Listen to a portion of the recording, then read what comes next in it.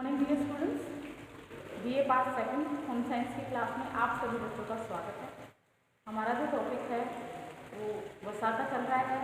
वसा या वसा को एक नाम और भी बताया था आपको, लिक्विड भी कहते हैं। तो आज हम वसा के कार्यों पर चर्चा करेंगे कि वसा के क्या क्या कार्य होते हैं।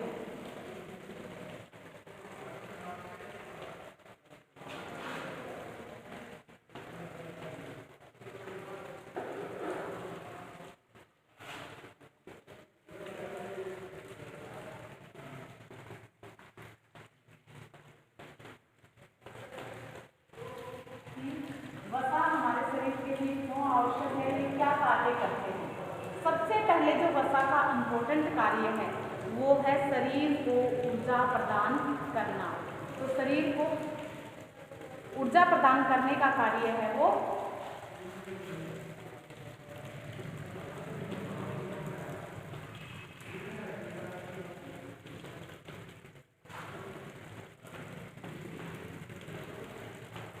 शरीर को ऊर्जा प्रदान करने का कार्य है वो वसा करता है। वसा ऊर्जा का संग्रहित रूप है। 1 ग्राम वसा से आपको बताया, बार बार बता रहे हैं कि 1 ग्राम प्रोटीन से कितनी ऊर्जा मिलती है, 1 ग्राम कार्बोज से कितनी ऊर्जा प्राप्त होती है और 1 ग्राम वसा से हमें 9 कैलोरी ऊर्जा हमें प्राप्त होती है। जबकि कार्बोज और प्रोटीन से हमें कम ऊर्जा मिलती है, यानी कि 4.2 आपको बताया था 4 कैलोरी ऊर्जा मिलती है। अतः यह स्पष्ट है कि वसा में प्रोटीन एवं कार्बोज की अपेक्षा दुगने से भी अधिक ऊर्जा प्रदान करने की क्षमता होती है। और वसा वसीय ऊतकों के रूप में त्वचा के नीचे जमा हो जाता है। जब शरीर को किसी प्रकार की बाहरी आघात या चोट लगती है तो उस अवस्था में यह शरीर के जो कोमल अंग होते हैं उनसे उनकी बचाव करती है। तो बचाव ऊतकों को इसमें जो कोमल अंग होते हैं उनको भी बचाने का कार्य करता है। और जब शरीर को किसी साधन से ऊर्जा नहीं मिलती है और यकृत में जमा ग्लाइकोजन भी समाप्त हो जाता है, तब इन्हीं वसीय ऊतकों से ही वसा कार्बोज के रूप की भांति प्रज्वलित होकर ऊर्जा प्रदान करने का कार्य करता है। शरीर में ऊर्जा का संग्रह करना अगला जो मुख्य कार्य है वो है इसका, शरीर में ऊर्जा का संग्रह करना।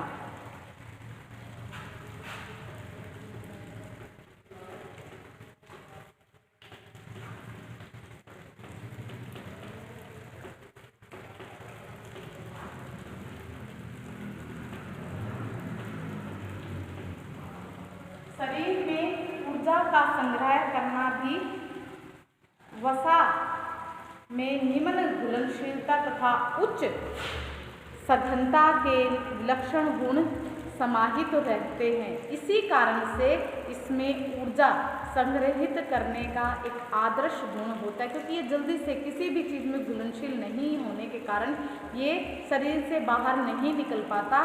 तो इसी वजह से ये हमें ऊर्जा देता है। भोजन में कार्बोज एवं प्रोटीन अधिक होने पर भी ये शरीर में वसीय ऊतकों के रूप में जमा हो जाते हैं और इस प्रकार वसा शरीर में ऊर्जा संग्रह करने का कार्य बखूबी निभाता है। शरीर के कोमल अंगों को सुरक्षा प्रदान करना अगला जो कार्य है। शरीर के कोमल अंगों को सुरक्षा प्रदान करना।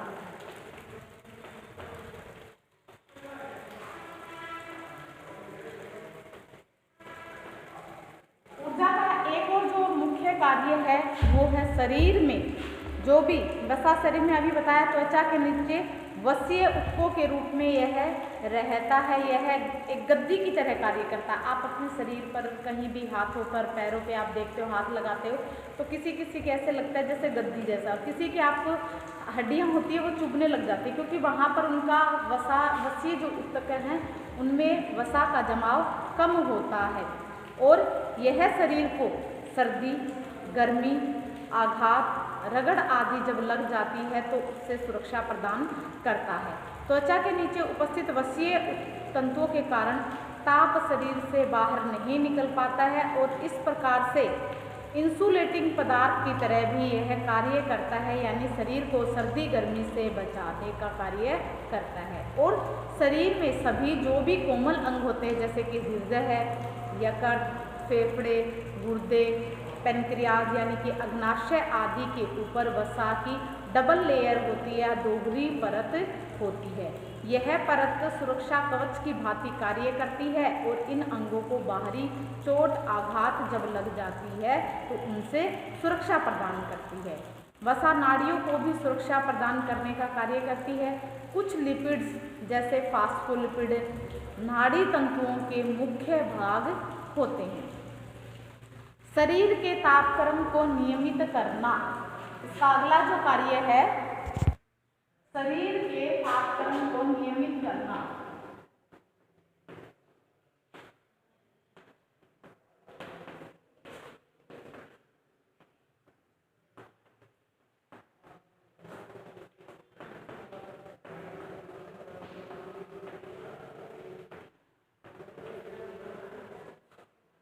कार्बोज शरीर के तापक्रम को नियमित करने का कार्य करता है। वसा हमारे कैसे करता है? ये त्वचा के नीचे वसा की अभी बताया कि परत होती है और यह परत ऊष्मा अवरोधक होती है और ऊष्मा को अंदर से बाहर जाने के लिए, जब बाहर की जब सर्दी होती है तो उसको अंदर जाने से रोकती है, जब अंदर की गर्मी होती है उसको बाहर जाने से रोकती है। शरीर के ताप को बाहर निकलने के लिए ये रोकती रहती है। तो इसका परिणाम होता है कि बाह्य वातावरण जैसे सर्दी, गर्मी एवं बरसात से शरीर की ये रक्षा करता है।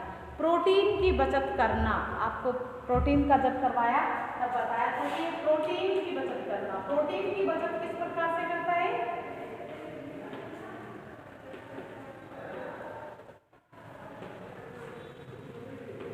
प्रोटीन की बचत किस प्रकार से करेगा? जैसे आपको बताया कि अगर हम उपवास वगैरह रखते हैं तो हम खाना नहीं खाते, कार्बोज नहीं लेते हैं, तो उस अवस्था में ये प्रोटीन कार्य करने लग जाता है। तो अगर हम कार्बोज नहीं लेते हैं, जब भोजन में वसा एवं कार्बोज को पर्याप्त मात्रा विद्यमान होती है तब प्रोटीन को ऊर्जा प्रदान करने का काम नहीं करना पड़ता है। प्रोटीन मांसपेशियों, रक्त, हार्मोन, बाल, नाखून आदि के निर्माण में सहायक हो जाता है, उसमें वह लग जाता है। प्रोटीन शरीर में क्षतिग्रस्त ऊतक जो होते हैं, हार्मोन्स होते हैं, तंतुओं और जो कोशिकाएं होती हैं उनकी मरम्मत करने का कार्य करता है। इस प्रकार प्रोटीन का जो उपयोग निर्माणात्मक कार्यों में होता है, फलस्वरूप शरीर की वृद्धि एवं विकास में यह सहायक होता है प्रोटीन। और इस प्रकार वसा ऊर्जा उत्पादन का काम करके प्रोटीन की बचत करता है और उसे जो उसका मुख्य कार्य है प्रोटीन का, उसको उसी में लगे रहने देता है। अगर हमने ऊर्जा नहीं ली तो ये प्रोटीन वहाँ अपना कार्य छोड़कर ये और कार्यों में लग जाएगा, ऊर्जा प्रदान करने का कार्य करेगा, जिससे इसके जो कार्य हैं वो बाधित हो जाते हैं। तो इस प्रकार से देखा जाए तो वसा अप्रत्यक्ष रूप से शरीर के वृद्धि विकास में एक महत्वपूर्ण भूमिका अदा करती है। वसा में घुलनशील विटामिन के स्रोत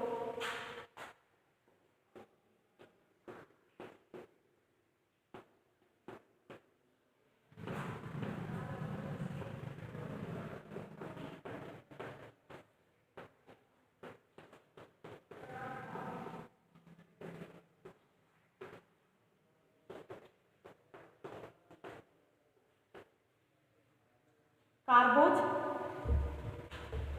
वे विटामिन जो वसा में घुलनशील है जैसे ए, डी, ई, के, इनकी प्राप्ति के उत्तम साधन वसा ही है।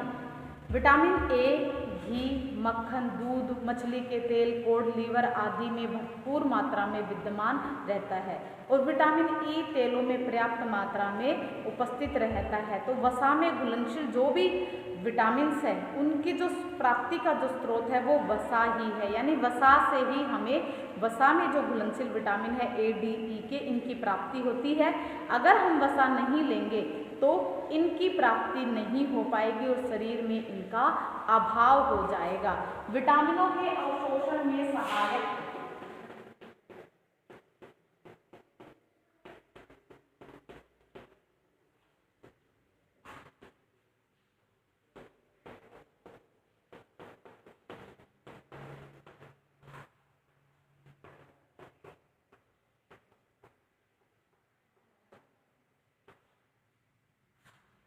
ये क्या कार्य करता है, ये वसा में घुलनशील जो विटामिन होते हैं ए, डी, ई के, ए, डी, ई के, ये वसा में घुलनशील विटामिन होते हैं और वाटर सॉल्युबल कौन से होते हैं, बी और सी, ये पानी में घुलनशील होते हैं।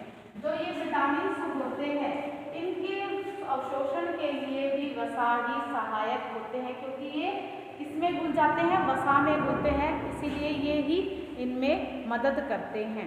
वसा का प्रयोग किया जाए अथवा बिल्कुल भी प्रयोग न किया जाए तो इनका अवशोषण शरीर में पूरी तरह से नहीं हो पाएगा और ये विटामिन वसा में घुलनशील होते हैं। इस कारण से वसा इन विटामिनों के कैरियर यानी वाहक के रूप में कार्य करता है, एक दूसरे स्थान से ले जाने का कार्य भी ये वसा ही करता है। अमाशय में पाचक रस के स्रावण को कम करना,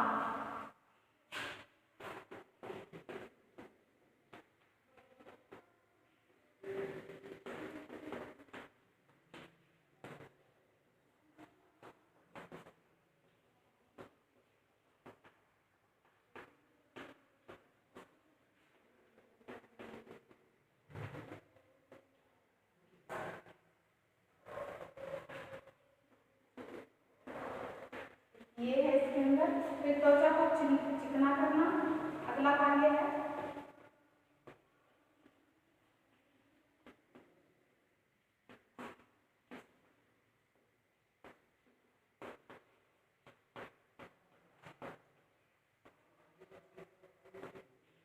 और स्वस्थ रखना।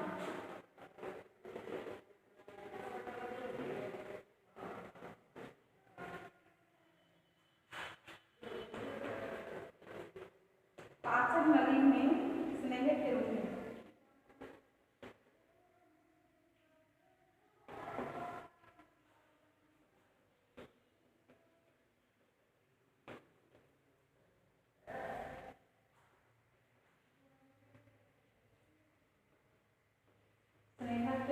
कार्य करता है। फास्फोलिपिड के संश्लेषण में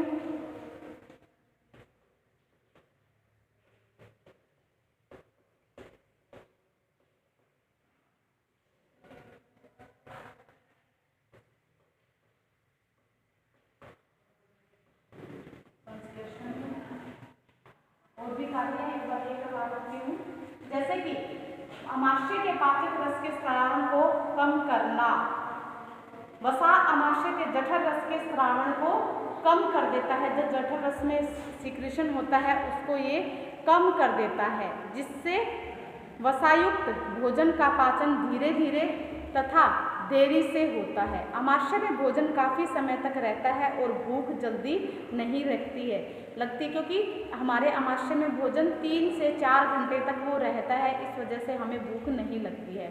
सामान्यतः अमाशय में कितने घंटे रहता है भोजन, 3 से 4 घंटे तक भोजन रहता है, परंतु वसायुक्त भोजन के सेवन से यह काफ़ी अवधि है वो बढ़ जाती है। जैसे कि आप ऑयली फूड खा लेते हैं, तला भुना ज़्यादा खाते हैं, तो आप देखते हो कि आपको भूख लंबे टाइम तक नहीं लगती है, तो क्योंकि उसकी अवधि है वो बढ़ जाती है और हमारे को भूख जल्दी से नहीं लगती और मन में संतुष्टि का जो भाव है वो भी रहता है। और हम कुछ हल्का फुल्का खाते हैं तो आप देखते हो थोड़ी देर बाद में ही दोबारा भूख लग जाती है। तो यही कारण है कि अमाशय में पाचक रस के स्रावण को ये कम करता है, जिससे हमें भूख नहीं लगती है और खाना लंबे समय तक हमारे अमाशय में रहता है। त्वचा को चिकना, कांतिमय और स्वस्थ रखना।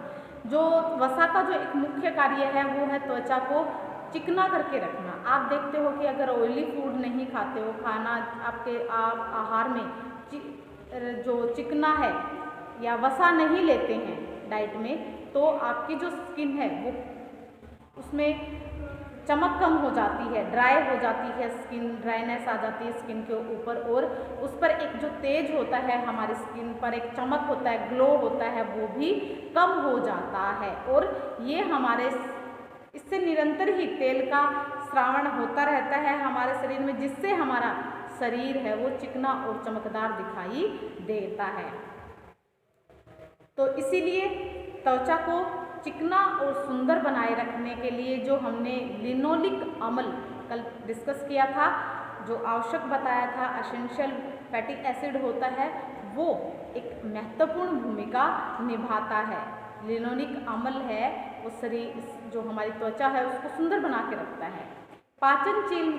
पाचन जो नली है उसमें स्नेहक के रूप में, जैसे कि आप मशीनें वगैरह होती हैं, ऑयल जो मशीनें हैं उनमें मशीनरीज जो होती हैं, अगर उनमें हम ऑयल नहीं देते हैं तो वो रूखी हो जाती है और आवाज़ आने लग जाती है और वो प्रॉपर कार्य भी नहीं करती है। तो इसी वजह से जब हम ऑयली चीज़ खाते हैं, वसा अगर हमारे खाने में वसा को सम्मिलित नहीं करेंगे तो जो हमारे पाचन नली है उसमें एक वो चिकनेपन का, जैसे कि आप कोई किसी चीज़ में अगर हाथ के ऊपर चिकना लगा लेते हो, चूड़ियाँ पहनते हो तो आप इजीली वो अंदर चली जाती है, अगर नहीं पहनते हो तो आपको बड़ी दिक्कत होती है। सेम वैसी ही कंडीशन होती है कि अगर आप आहार में वसा नहीं लेते हैं तो हमारे शरीर में ये क्या करता है, पाचन जो नली है उसमें स्नेह की काम करता है, चिकना बना के रखता है, जिससे फूड है जो भी हम खाते हैं वो आसानी से नीचे की तरफ चला जाता है। अगर हम चिकना नहीं लेंगे तो वो उस पर चिपक जाएगा और उसको जो पाचन नली है उसमें दिक्कत आ जाती है। तो ये पाचन नली को सहयोग प्रदान करती है चिकना बनाने के लिए। वसा आमाशय एवं आंत्रमाग को चिकना बनाए रखने में भी सहायक होती है, जिससे आंतों की जो पेशियां हैं वो सुगमता से फैलती और सिकुड़ती हैं और मलाशय के मल द्वार से मल का जो विसर्जन है वो आसानी से हो जाता है। तो ये थे हमारे इसके कुछ कारण कि ये अभी आगे और भी है, इसके बताती हूँ। तो एक बार ये करवा देती हूँ, फिर इनको रब कर दूँगी। वसा के कार्यों में सबसे पहला जो मुख्य कार्य आता है वो है ऊर्जा प्रदान करना, शरीर को ऊर्जा देना, शरीर में ऊर्जा का स्टोरेज करके रखना, संग्रह करके रखने का कार्य भी वसा का होता है। शरीर के कोमल अंगों को सुरक्षा प्रदान करता है, जो हमारे शरीर का टेम्परेचर होता है उसको मेंटेन करके रखता है, उसको तापमान को नियमित करके रखता है। प्रोटीन की बचत किस प्रकार से करता है कि ये है स्वयं अपने प्रोटीन जो है वो दूसरे, अगर ऊर्जा नहीं लेते हैं, वसा नहीं लेते हैं तो ये खुद उस काम में लग जाता है, तो उसकी बचत करने का कार्य भी वसा करता है। वसा में घुलनशील विटामिन के सोर्सेज के लिए, उनकी प्राप्ति के लिए भी वसा जरूरी है। विटामिनों का अवशोषण जब तक हम उसमें वसा नहीं लेंगे तो इसमें जो घुलनशील विटामिन होते हैं उनका अब्जॉर्प्शन शरीर में प्रॉपर तरीके से नहीं हो पाएगा। आमाशय में पाचक रक्त के स्रावण को कम करना, अगर आमाशय में पाचक रक्त का स्रावण अधिक हो जाता है तो हमारी भूख जल्दी लग जाती है, भूख में उसकी तृप्ति नहीं हो पाती है और हम थोड़े समय के बाद में हमें भूख लग जाती है। अब त्वचा को चिकना और उसको चमकदार कांति में बनाए रखने के लिए भी वसा का एक महत्वपूर्ण भूमिका होती है। वेस्ट को शरीर से निकालने में भी इसका महत्वपूर्ण योगदान होता है, चिकना करके रखता है पूरे शरीर को और स्नेह की कार्य काम करता है, मतलब उसको चिकना बना के रखता है।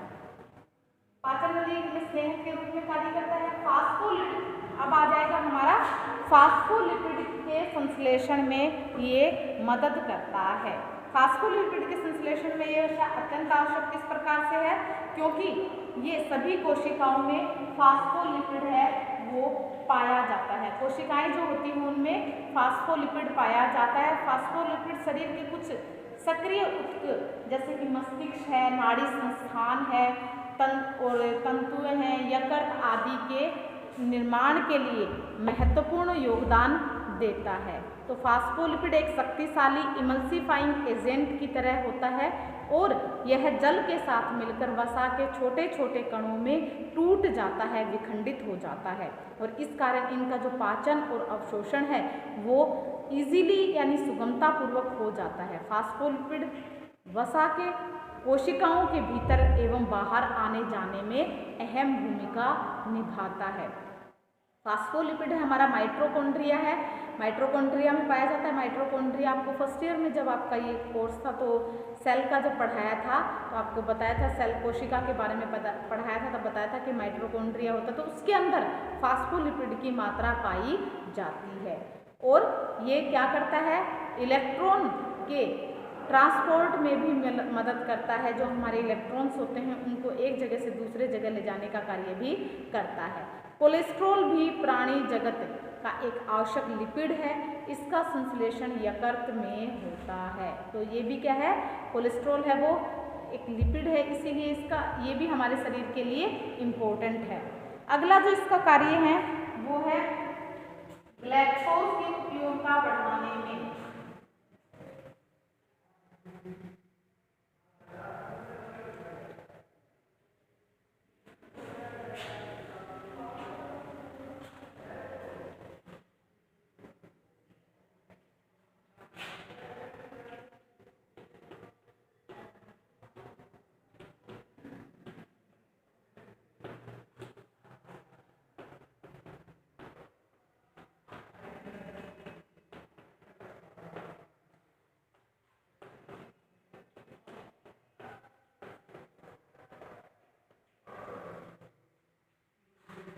अगला है स्वाद बढ़ाने में।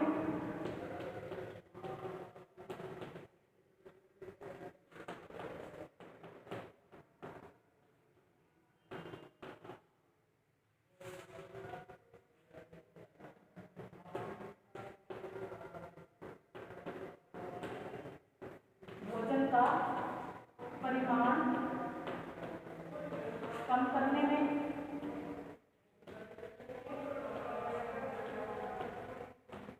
यह आपके क्वेश्चन बन जाता है कि वसा के कार्य लिखिए, तो वसा के कार्य हैं ये आपको इस प्रकार से जो बता रहे हैं उनको लिखना पड़ेगा कि वसा के कौन कौन से कार्य करता है। ये शरीर के महत्वपूर्ण उत्पादों के निर्माण में, शरीर के महत्वपूर्ण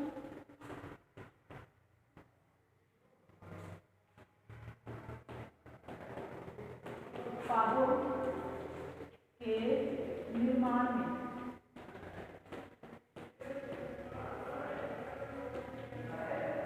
तो ये है इसके कुल 15 फंक्शन हो गए कि ग्लैक्टोज की उपयोगिता बढ़ाने में।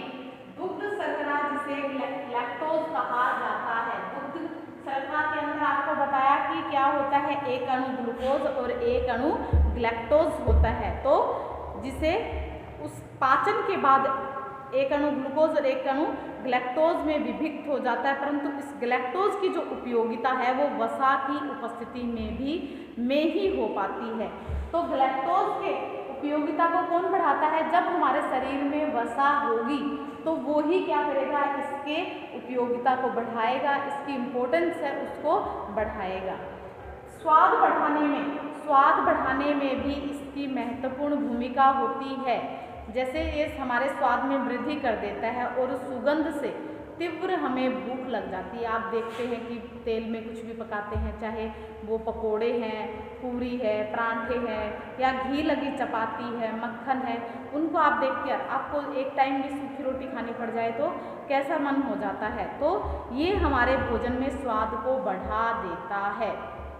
वसायुक्त आहार के सेवन से जो हमारी भूख है, जो हमारी सुधा तृप्ति है वो आसानी से हो जाती है, संतुष्ट हो जाते हैं, लंबे समय तक हमें भूख नहीं लगती है। वैज्ञानिक हैं, उन्होंने शोध किए हैं या उन्होंने जो रिसर्चेज की हैं उनसे पता लगाया है, उनसे सिद्ध हो चुका है कि फल एवं सब्जियों में भी अदृश्य वसा पाई जाती है। इनविजिबल फैट उनके अंदर भी होता है। कि जिसके कारण उसमें सुगंध होती है, एक प्रकार की जो सुगंध होती है वो फैट के कारण ही होती है। गरम मसाले जैसे लौंग है, इलायची, तेजपत्ता, दालचीनी, काली मिर्च आदि में भी वनस्पति तेल पाया जाता है, जिसके कारण इनके उपयोग से भोजन में स्वादिष्टता और बढ़ जाती है। वसा के बगैर अगर भोजन पकाया जाए तो वो खाना स्वादिष्ट नहीं लगता है, रूखे सूखा खाना हमें वो लगता है। और उबला हुआ खाना आप देखते हो कि कई बार बीमार हो जाते हैं, कई बार बिना घी का खाना खाना पड़ जाए तो कितनी मुश्किल हो जाती है। तो अर्थात वसा के बिना गृहिणी का एवं रसोई दोनों का ही महत्व गौण हो जाता है, नगण्य हो जाता है। भोजन का परिमाण है वो कम करने के लिए भी वसा उपयोग में लाई जाती है। पर जब हम क्या करते हैं, एक जगह से दूसरी जगह जाते, प्रवास है, यात्रा है आदि के दौरान वसायुक्त भोजन पदार्थ अपने साथ अवश्य रखते हैं, जैसे कि मठरी है, नमकीन। आप सफ़र में जाते हैं तो ऐसी चीज़ें बना के लेके जाते हैं। सेब पूरी हो गई, अन्य तले भुने भोज्य पदार्थ हैं वो इनके कम सेवन से भी अधिक ऊर्जा मिलती है। आप थोड़ा सा खा लेते हो तब भी आपका कम पेट है वो भर जाता है। तो कम क्वांटिटी लेने पर भी ये हमारे ऐसा आभास देते हैं जैसे कि हमने पेट भरकर खाना खा लिया है। तो ये क्या करते हैं, हमारे भोजन का जो परिमाण है वो उसको बढ़ा देते हैं, कम करने में मदद करते हैं, यानी इंटेक है उसको कम कर देते हैं। शरीर के जो महत्वपूर्ण उत्पाद हैं उनके निर्माण जैसे कि कोलेस्ट्रॉल, रक्त हो गया, हमारे एड्रिनल ग्लैंड है, अधिवर्ग ग्रंथि है उसके लिए, और लीवर के लिए यकृत के रूप में ये मुख्यतः विद्यमान रहता है इन सभी में। कोलेस्ट्रॉल हमारे शरीर में कई महत्वपूर्ण उत्पादों के लिए आवश्यक होता है। कोलेस्ट्रॉल स्टेरॉइड जो सेक्स हार्मोन, पित्त लवण तथा प्रोविटामिन बी एवं ऑर्गेस्टेरोल का मुख्य घटक होता है। तो इनके उत्पादक के रूप में भी ये कार्य करता है। तो ये हुए हमारे वसा के कार्य। तो वसा के कार्य हमने किए, तो आपको पता होना चाहिए कि कौन कौन से कार्य वसा करती है। अब आपसे वैसे भी जनरल नॉलेज भी हो जाती है कि आप अगर कोई भी चीज़ खाते हो, चाहे प्रोटीन है वो क्यों खानी है, अगर नहीं लेंगे तो उनसे हमें क्या बीमारी हो जाएगी। अब इनसे ही पता चल जाता है कि इसके क्या क्या कार्य हैं। अगर हम शरीर में भोजन में इनको शामिल नहीं करेंगे वसा को, तो हमें इनको आप उल्टा करके देखेंगे तो क्या हो जाएगा, इनकी कमी हमारे शरीर में दिखाई देने लग जाएगी। अब वसा प्राप्ति के साधन कौन कौन से हैं? वसा तेल एवं प्राकृतिक रूप से प्राणिज एवं वनस्पति तेलों में दोनों ही स्रोतों में पाया जाता है। वसा और जो तेल है वो हमें प्राणी जगत से भी मिलता है और वनस्पति जगत से भी मिलता है। कुछ भोज्य पदार्थ में वसा अदृश्य रूप में भी होते हैं, यानी दिखाई नहीं देते हैं, जैसे कि अनाज है, दालें हैं, आटा, सूखी सब फल सब्जियां आदि है, आपको दिखाई नहीं देता। लेकिन अभी जब बताया कि इनके अंदर भी अदृश्य रूप में फैट होता है, तभी तो इनके ऊपर हल्की फुल्की, अनाज है तो उनके ऊपर भी चमक होती है, सब्जियों में भी होती है। तो हल्का क्या होता है, ज़्यादा नहीं होता लेकिन कम, हमें दिखाई नहीं देता, पता भी नहीं चलता इनमें फैट होता है। कुछ भोज्य पदार्थों में वसा दृश्य रूप में उपस्थित रहता है और वास्तव में ही वसा के ये मुख्य स्रोत होते हैं, जैसे कि दूध है, घी, मक्खन, डालडा, मूंगफली, जो दही, सोयाबीन, सरसों का तेल, तिल का तेल और सूरजमुखी का तेल। तो इस प्रकार के जो भी है, कपास के बीज से भी तेल निकलते, तो ये सारे क्या है, हमारे तेल प्राप्ति के और वसा प्राप्ति के साधन होते हैं। दूध में विटामिन वसा को मक्खन या घी के रूप में परिवर्तित करके उपयोग में लाया जाता है। भैंस के दूध में गाय के दूध की अपेक्षा वसा की मात्रा है वो ज़्यादा होती है। आप सभी को पता है कि गाय के दूध से कम मक्खन निकलता है और भैंस के दूध में ज़्यादा मक्खन पाया जाता है। अंडे का जो पीला भाग होता है वो उसमें वसा फास्फोलिपिड के रूप में पाई जाती है। शक्कर, गुड़, बूरा में वसा है वो बिल्कुल भी नहीं होती है, इनमें बिल्कुल भी वसा नहीं पाई जाती है। अनाज, दाल, फल, सब्जियां और इनमें वसा की मात्रा है वो थोड़ी बिल्कुल कम कम होती है। तो सर्वाधिक जो वसा की मात्रा वो हमें कहाँ से मिलती है?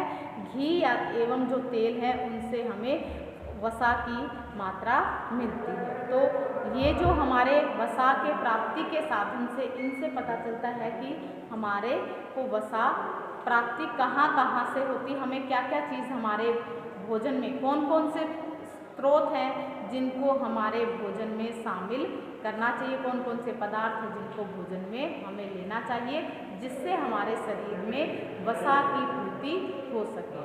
तो ये था हमारा वसा का चैप्टर। तो वसा का इतना ही करेंगे, आज के लिए इतना ही। Okay bye, have a nice day.